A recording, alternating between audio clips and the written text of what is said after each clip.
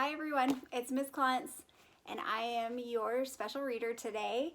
Today I brought with me the book titled Little Red Cowboy Hat. And this book is an adaptation of another classic favorite book that people have read throughout time.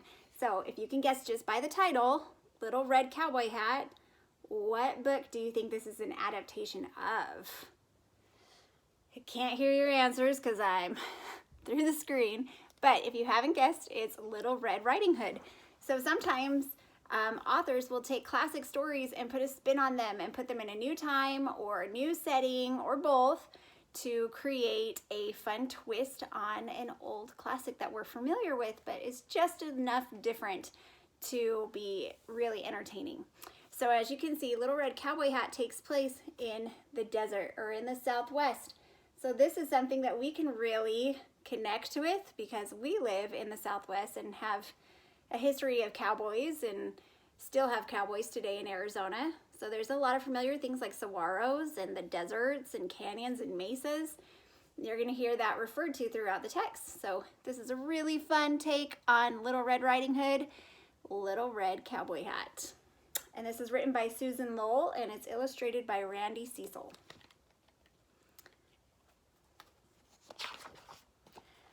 Once upon a ranch, far away in the wilds of the West, there lived a little girl with red hair. Her hair was a fine color, somewhere between firecrackers and new pennies.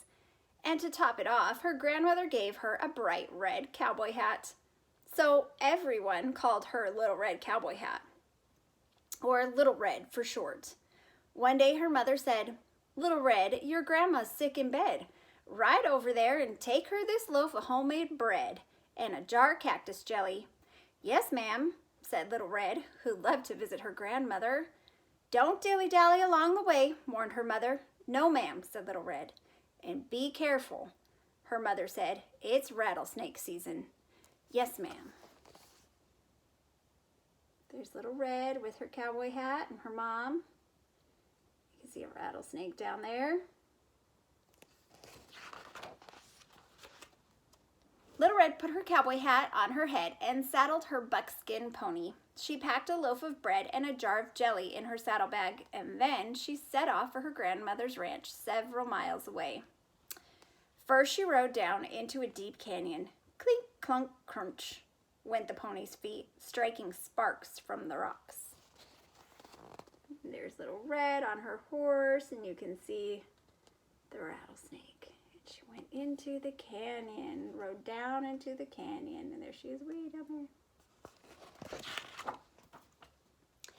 Next, she rode up onto a wide mesa where gold poppies and blue lupines blossomed in the grass. "Grandma loves flowers," thought Little Red. "I'll just stop for a minute." As she was picking wildflowers, she heard her pony give a snort. "Whoa, Buck," said Little Red, turning around. A snake, she wondered.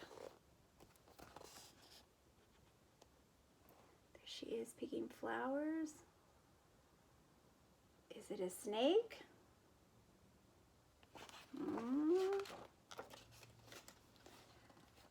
Then she saw the wolf. "Howdy, little girl," he said. He wore a cowboy hat, 3 shades blacker than a locomotive. "Hi," she said. The wolf stood between her and the pony. She didn't want to talk to him, but she'd been raised to be polite. "What's your name, honey?" he asked. He came closer than she'd like. "Little Red Cowboy Hat," she answered reluctantly. She'd also been raised to tell the truth. "Red," said the wolf. You see him right there. A creepy feeling ran up her backbone and tingled in the roots of her hair. "Red as in ketchup?" he asked. "Or red as in blood?" She didn't answer. He was much too close. She could count the teeth in his smile. "Where are you going, sugar?" he asked. "Why not take a little ride with me?" So he wants to be nice, but he's saying creepy things. Just then, the pony whinnied and reared. "Whoa, Buck!" cried Little Red. The wolf leaped away from Buck's hard hooves, and Little Red seized the reins and jumped safely into the saddle. "To Grandma's house!" she shouted as she galloped away.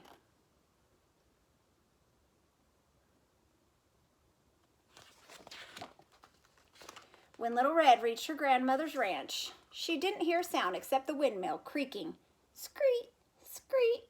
The chickens didn't even cluck. Usually Grandma was outside, doctoring a cow or mixing cement, but now nothing moved except 3 buzzards circling high up in the sky. Poor Grandma, thought Little Red. She tied Buck to a hitching post and tippy-toed into the ranch house.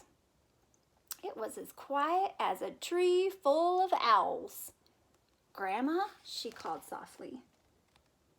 I like that description, a tree full of owls, because owls are pretty quiet animals. You see the windmill and the buzzards.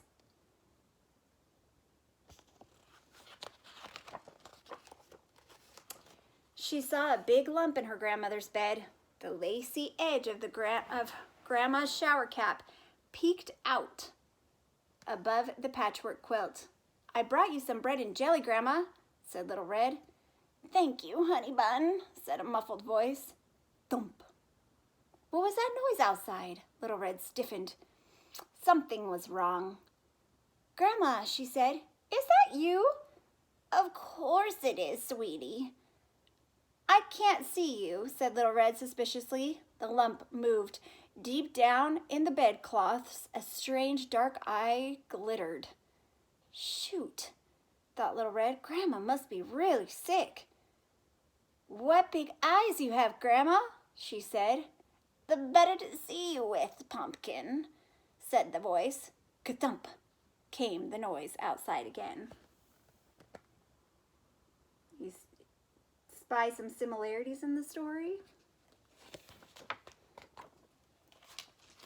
The quilt fell away from a huge, hairy muzzle.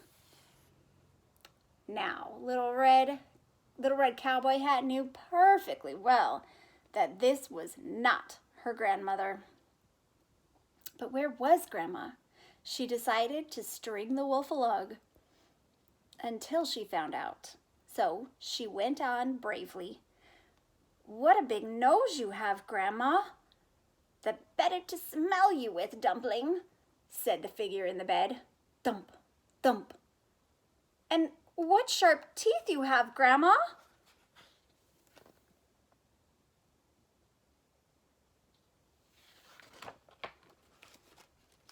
"The better to eat you with, Angel Pie." And the wolf sat bolt upright and grabbed Little Red Cowboy Hat. Thump, thump, thump. "Ow!" she cried. "Quiet, you delicious morsel," he snarled, licking his chops.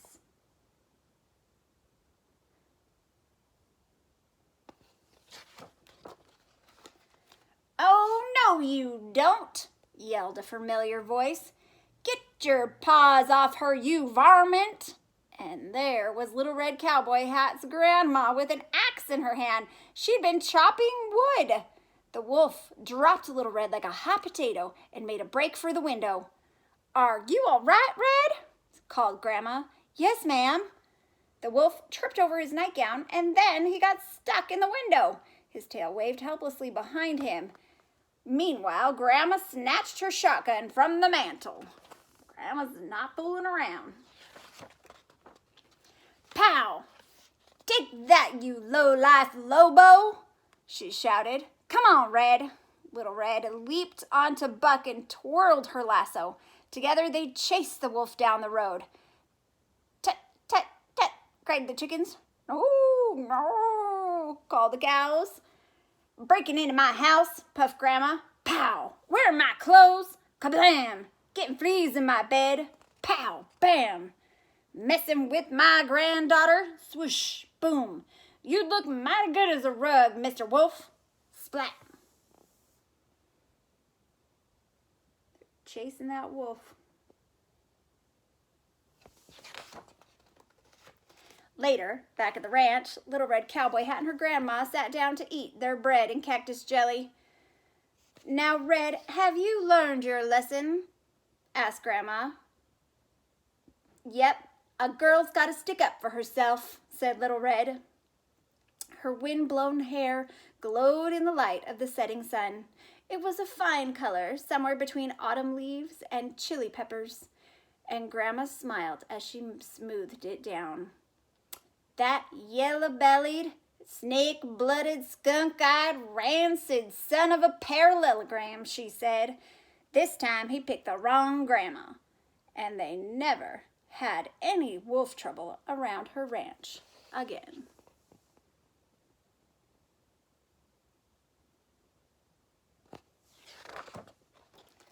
And that's the end. And it's just a special little treat for Mr. Lieber who likes turtles. All right, you guys. So that is the spin on the classic tale, Red Riding Hood, of Little Red Cowboy Hat. Some different things and adaptations. I think my favorite part of the story is when she says, "You rancid son of a parallelogram." Just cracks me up every time. So I hope you like this story, and if you're interested in taking an AR test, it is an AR book. All right, and I will see you guys next time. Bye.